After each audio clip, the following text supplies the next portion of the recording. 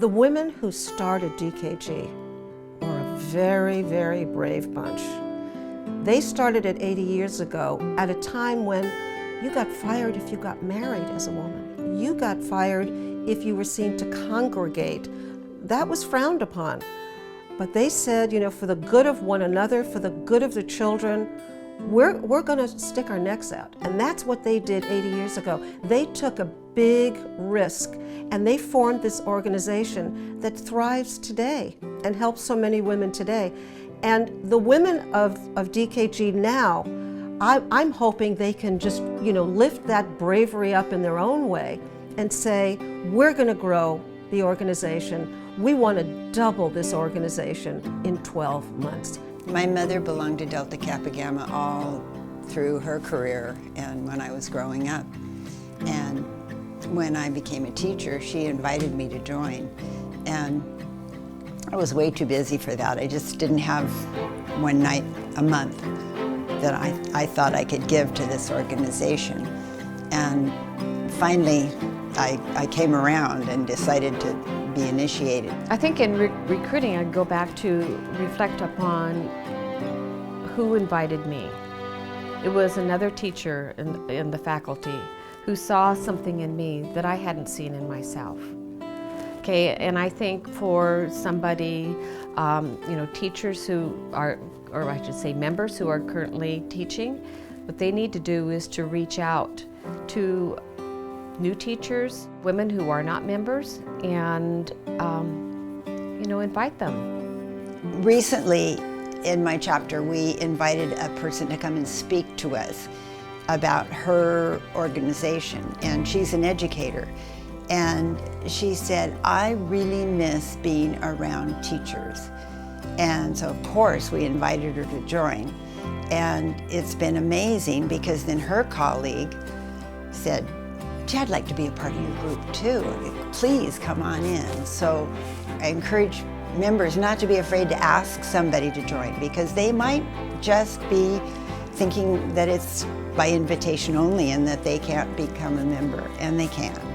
I think it's very important that teachers today know there is this safe place. There is this place where they can meet other wonderful teachers, where they can get inspired, where they can get support. We need to open the door. We just need to open the door, let them in, let them experience what is so fabulous about the organization and become part of it and have a whole career also being with DKG. What really made me feel so good was that you would meet these wonderful, educated women, intelligent, full of life, vim and vigor, and it just was inspirational. It made me feel really good. I am really dedicated to helping the organization grow. Membership is down, and I think everybody's concerned about that, but it doesn't have to stay that way. I think there's a momentum, and I think the women of DKG want to bring in exciting new teachers, whether that's millennial teachers, whether it's women in their 40s, 50s, 60s. The key is to tell your stories. And every member has a story. Perhaps they felt isolated before they joined the group. Perhaps they just sort of felt lonely. They had questions, they didn't know where to go. They needed a mentor. They needed some women who were going to care about them. And that's what you can give to other women. That's what I talk about, is that that's a gift that you're giving. You're not selling anything, you're not convincing anybody, and you certainly don't need some perfect sales pitch. That's not what this is about. You're inviting them into something absolutely wonderful. And if you think about it as giving rather than asking, you're really not asking for anything. You're giving people an opportunity to better their lives. I think what you need to do is to touch those kinds of things with potential members, letting them know what kinds of things that you're interested in and involved in, and how can they become a part of that and help. They'll get support, and also knowing that you are helping the bigger world. Each one reach one.